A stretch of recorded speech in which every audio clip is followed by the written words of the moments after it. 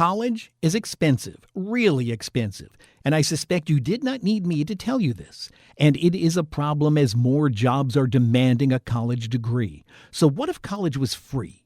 There's a growing movement in the U.S. that thinks it should be.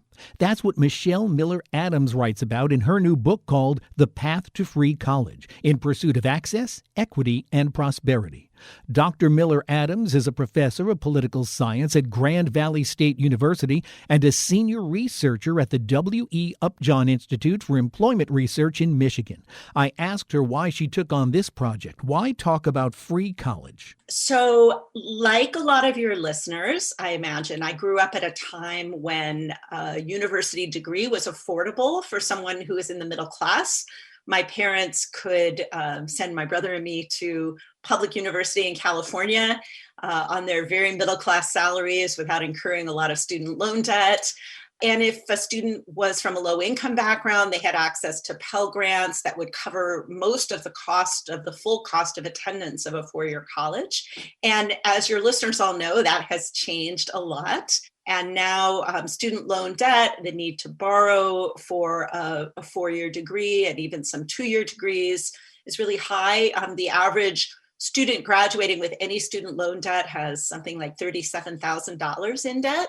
And Pell Grants have failed to keep up with increases in the price of college. So over the past 15 years or so, about 200 communities and community colleges and a growing number of states, I think we're up to about 20, have experimented with ways of offering their residents a tuition-free path to higher education. Sometimes we call these place-based scholarships or promise scholarships. And I have been down in the weeds with these programs for about 15 and a half years now, studying them, working with people who evaluate them, helping communities design them. And it seemed like the right time to step back and take a higher level look at how we got here. What is going on in society that brought us to what we can call this free college moment? But free college, as you point out, is not really a new idea, is it? It's not a new idea at all. In fact, it's a return to earlier periods in U.S. history when higher education was affordable. When my parents went to the University of California in the 1950s, it was tuition free. Not every state had tuition free college. California was probably the one state with the biggest tuition free college commitment that ran across all levels of public colleges and universities in the state. But in other states, public institutions were affordable until 1970s, about when we started to have this really dramatic, inexorable rise in tuition. I think tuition rates over that time frame have gone up about 300%. Part of the reason that we're having this conversation does have to do with the price of college, but there are other reasons as well. And one of the things that I do in this book is try to disentangle the multiple reasons why states and communities have gotten into this free college business. And often these are not clearly set out by the stakeholders in these programs, and it's useful to disentangle them. So in the book, I outlined three different rationales for the tuition-free college movement. And I think it's important to say that we're not really talking about free college. None of these programs, either at the state or the local, or even especially proposals at the national level, actually take care of all of the costs of college. We're really talking about tuition free. Most of these programs will cover tuition and mandatory fees at the higher ed institutions that they cover. The three rationales that I lay out, and they're actually in the book's title, the subtitle is In Pursuit of Access, Equity, and Prosperity. So the first rationale, access, has to do with this rising price of college and the fact that a college degree is now really beyond the reach of a middle-class family and requires these very high levels of student loan debt, or also students who work full-time while they're in college, with a lot of implications for the economy as well as for the students themselves. The second rationale has to do with equity concerns, because even as more and more of the US population has enrolled in some kind of post-secondary education or training. Degrees are distributed very unequally along racial and economic lines in our society, as are many other things. So decades of effort to expand that post-secondary pipeline to include low-income, first-generation Black and Latino students have been really only marginally successful. So some of these promise programs, these scholarship programs, are driven by an effort, an explicit equity rationale to try to reach low-income, first-generation communities of color. The third rationale that I talk about in the book, the subtitle refers to it as prosperity, but it really has to do with employment. There is a strong drive right now to ensure that businesses have access to a skilled workforce and that US workers have the skills they need to be successful in the 21st century economy. So this workforce or employment rationale, we can call it, is really important. And it's what's brought about tuition-free college programs in places where you might not expect them, like in the state of Tennessee, which has two very robust statewide tuition-free college programs. And it's a very Republican and conservative state, and yet they've invested heavily in these programs. I think I also throughout try to offer what you could kind of call a collective goods or a public good argument for making higher education free or at the very least affordable. Higher education, degrees and credentials, and we're not just talking about, bachelor's degrees here, we're talking about all kinds of certifications, credentials, associate degrees, other kinds of high value training programs. They have what I would call both a public face and a private face. They benefit the individuals who hold those degrees or credentials, but they also benefit society. They help communities be more competitive.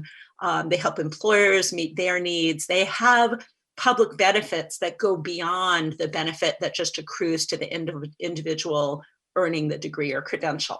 And aren't there some employers that want to move into places that are kind of demanding you have to give us a better educated workforce? Absolutely. In fact, one of the top items on the list of large corporations in their site selection process when they're trying to figure out where to make a major investment or put in a new facility is they look at the quality of the public education system in that area, and they look at the percentage of workers in the community who have some kind of degree or credential. So increasingly, it's critical, again, not just for individuals to be successful, but for communities and states to be successful, to have that investment in higher education. Is there really a political will to do this nationwide, or is this just going to be a state and locality type thing? So that's a great question. I think there is, but the answer, as with a lot of things in national politics these days, is it depends. And it depends on the kind of coalition that can be assembled behind a particular type of free college program. During the 2020 presidential campaign, the president had actually committed to two separate free college programs, one a universal tuition-free program for community colleges and those shorter term training programs, and the other a tuition-free commitment to make public colleges and universities, including four-year universities, tuition-free for families up to $125,000. And that grew out of course, advocacy from the progressive wing of the Democratic Party and the work of Bernie Sanders, his College for All bill. And what it looks like is that for now, at least, the Biden administration is going ahead with the more, let's call it the more modest plan of the 2-year programs only. It's a less expensive plan. And it's a plan that ties in more directly to some of those workforce concerns that you've just raised. As such, it has the potential to assemble a coalition behind it that can ensure that it is enacted into law. At the moment, last time I checked, there were 3 free college bills that had been introduced in Congress, but one of them is this 2-year community college program. I should add that along with that commitment, the Biden administration is committing to provide more generous support for historically Black colleges and universities and other minority serving institutions in line with its lens of promoting racial justice in all of its policies. So there's more in these proposals than just free community college.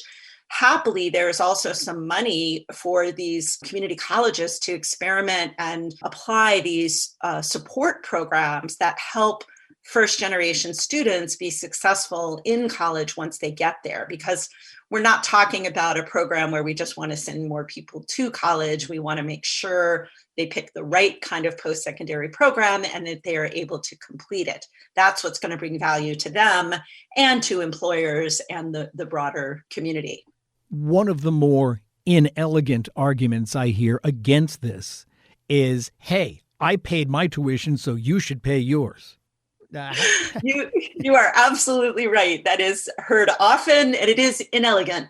Yes, that is an argument that you do hear a lot. It's important to point out that if you are anyone other than a very young person and you did pay for your tuition, you were paying much lower rates of tuition than what students are paying for today.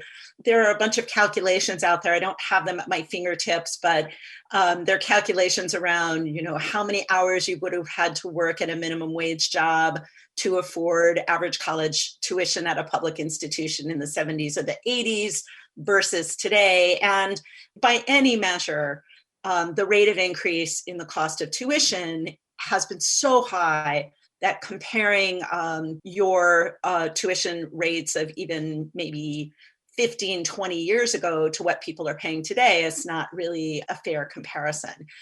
On top of that, you really do need to add this lens of where we are in the 21st century economy, where it's not just a handout to say we're going to pay for your college. It's actually a pressing economic need for our nation's economic success. After the 2008 recession, something like 99% of the jobs that were created in the years of growth following that recession required some kind of post-secondary training or education.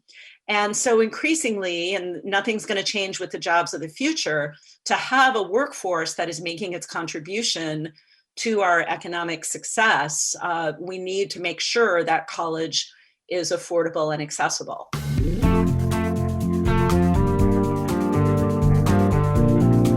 Still to come, our conversation with Dr. Michelle Miller Adams about the free college movement continues. That's next on The Best of Our Knowledge.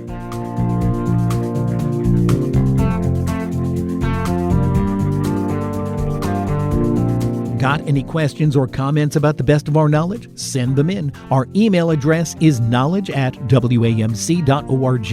And if you'd like to listen to this or any past programs again, you can find them online at our flagship station's website. Just go to wamc.org and click on the programs link. And while you're there, subscribe to the Best of Our Knowledge's podcast or download the WAMC radio app to listen on demand anytime, any place.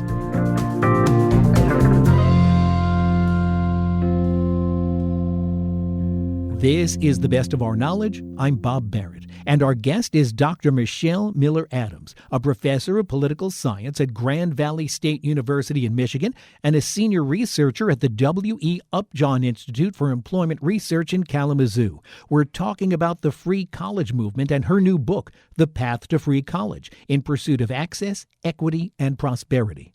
I asked Dr. Miller Adams to think about if she could design a perfect program. Would it be achievement-based or would it be available to all, which may set up less talented students for failure? That's a loaded question, so I will try to unpack it a little bit.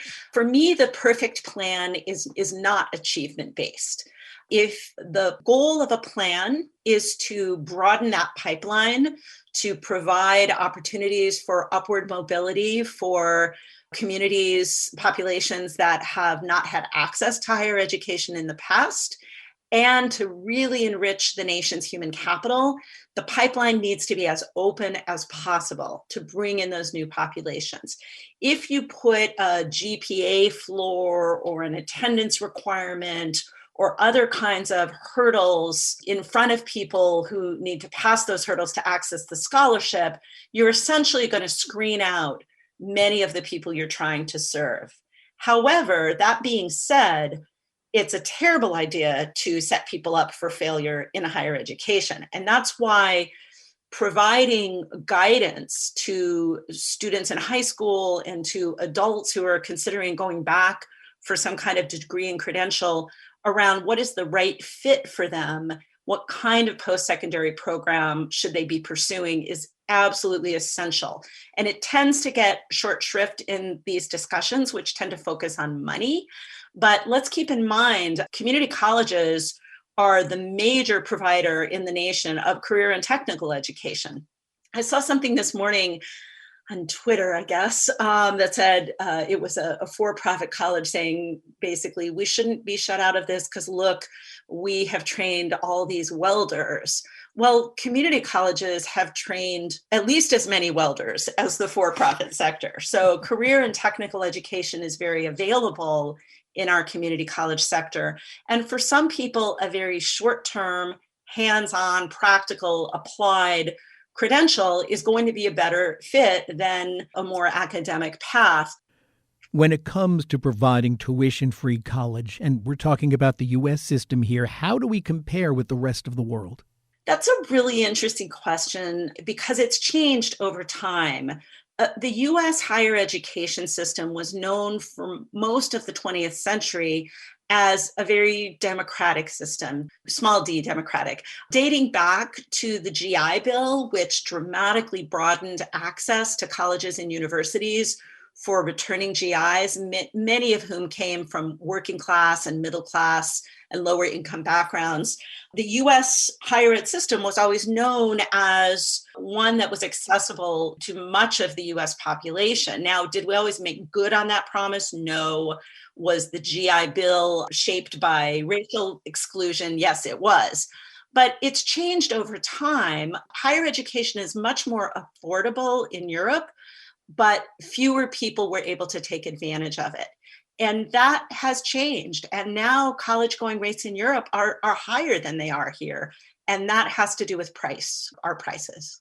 Well, you've got to ask this question about almost everything. How has COVID affected this movement? Yeah, I mean, that's a great question. And it does apply to everything, of course. COVID, I think many people may have seen these statistics. COVID has led to a dramatic drop in college enrollments, especially at the community college level, and especially among low-income and racial minority populations.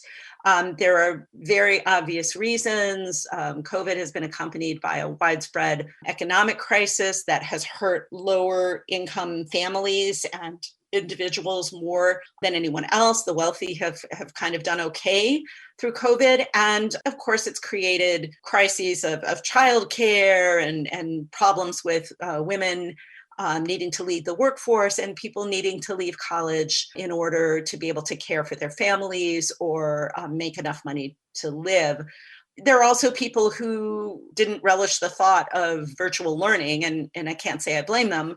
So I think there are a lot of reasons, but there are a lot of troubling signs. If you look at FAFSA filing rates, so filing rates for the application that unlocks Pell Grants, it's down. And so college going which had been rising pretty steadily, even in light of our high prices, it has really been tipped into kind of a dangerous place with COVID. So I think the hope of the Biden administration and many free college advocates is that by being able to deliver a simple, clear, early message of college affordability, we'll be able to push as a society against those negative trends that were brought about by the pandemic.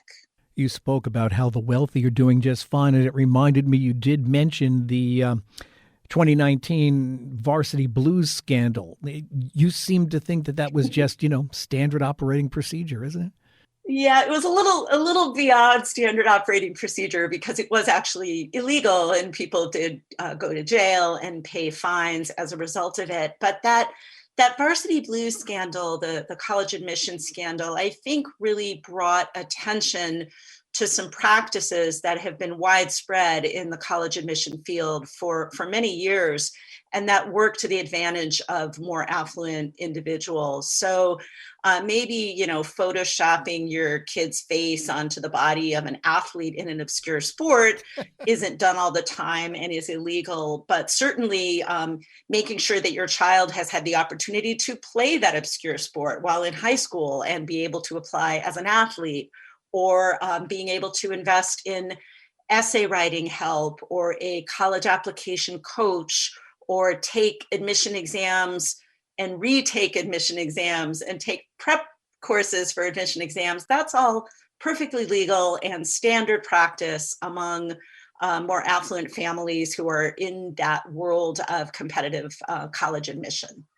So it wasn't that they did it, it's just that they did it poorly. Yeah, they kind of overdid it, and they did it. They did it as a. Yeah, so they hatched a caper. They hatched a caper, right? Those are the words I was looking for.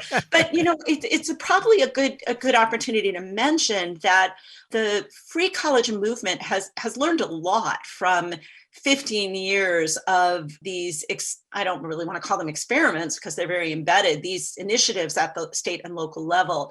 And one of the things that you see, so the school district where I live in Kalamazoo, which has had this Kalamazoo Promise program in place for 15 years, something that's new is that almost every student in the school takes the SAT and the PSAT in school altogether, which is not something that was happening previously. When students take AP courses now, advanced placement courses in Promise communities, the school districts also make sure that they take the tests and they pay for them to take the tests. So that's another way in which these Promise programs catalyze activities that lower the playing field by kind of extending to students who attend these low-income school districts some of the same advantages that more affluent students have provided by their schools or their families. Well, finally, who's doing it right? Where is there a program that you could point to? They say, if you want to start a free college program, look at how they're doing it over there. So it depends on how much money you have. There are a lot of places that are doing it right. I love the Kalamazoo example, partly because I'm so familiar with it, but also partly because it is a very generous program. But there are other places that have had fewer resources and have also done a wonderful job. And I'll just mention two of them. Down the highway from us in Detroit, there is a Detroit Promise program that operates on much fewer resources. And they limit attendance to one of 6 regional community colleges, and they extend that to every high school graduate coming out of the city of Detroit. And I also want to give a shout out to the state of Tennessee. Tennessee built its statewide programs. There are 2 of them from knowledge gained from more local programs. It started out as a local program in the Knoxville area and then grew into the Tennessee Promise. And they kept some of the key features of that program. One of them is they have a very large-scale mentorship program. Tennessee has taken seriously this idea that students need not just the cost of tuition covered, but they also need some support navigating their way to and through higher education. So it can be done at scale, and it's a much smaller scale program in terms of generosity than the Kalamazoo Promise, but it's had really encouraging effects in the state of Tennessee. And of course, there are many more examples out there. Again, the name of Dr. Michelle Miller Adams' new book is The Path to Free College: In Pursuit of Access, Equity, and Prosperity. Sometimes the easiest way to build trust is with a smile. That's the topic of today's Academic Minute. How do we gain trust in one another? I'm Dr. Lynn Pastorella, President of the Association of American Colleges and Universities. And today on the Academic Minute, Ben Ho, Associate Professor of Economics at Vassar College, delves into this question. Why do babies laugh before they walk? Most mammals are born knowing how to walk, but the laughs and giggles of human newborns will delight sleep-deprived parents long before the babies learn locomotion. One answer is that humans use laughter to build trust, and trust is fundamental to what makes us human. Humans laughed at the unexpected. This explains peekaboo, A baby forgets a person is there when they can no longer see the person's face, and thus they laugh with unexpected delight the instant mom or dad shows up again. We laugh at things that defy expectations. We laugh at jokes that violate shared norms. Therefore, when we meet somebody that laughs at the same things we do, they likely had the same cultural expectations and shared the same norms. Effectively, we have met somebody that we can trust. Nature has embedded a way to gain trust in our biology because trust is so essential to cooperation. We accomplish more working together than alone. But cooperation entails risk, and overcoming risk requires trust. But mechanisms like laughter only really work within small communities. To extend trust to larger groups, humans built new institutions based on religions and around markets and the rule of law. Today, trust permeates the economy, from the banks that hold our money to our relationships at work to the brands we buy. Some of the most important recent innovations, the sharing economy, e-commerce, blockchain, were all based on ideas built around trust. We once scoffed at the idea of sharing a stranger's car or even their house, yet today all that seems normal. The biggest problems our world faces, pandemics, global climate change, all require cooperation and trust at a global scale. Going forward, trust will only become even more central to being human. That was Ben Ho of Vassar College. You can find this, other segments, and more information about the professors at academicminute.org. The Academic Minute is a production of WAMC, Northeast Public Radio, in partnership with the Association of American Colleges and Universities.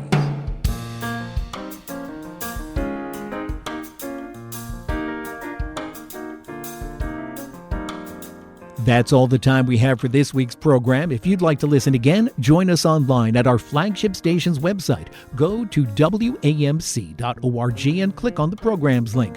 While you're there, subscribe to our podcast or any of the other WAMC or National Productions podcasts. And if you have any questions or comments about the program, send them in. Our email address is knowledge@WAMC.org. And you can find us on Twitter at TBOOKnowledge. I'm Bob Barrett. Be sure to join us next time for another edition of The Best of Our Knowledge. Bob Barrett is producer of The Best of Our Knowledge. Dr. Alan Chartock is executive producer. The Best of Our Knowledge is a production of WAMC Radio's National Productions, which is solely responsible for its content. Hear more at WAMC.org.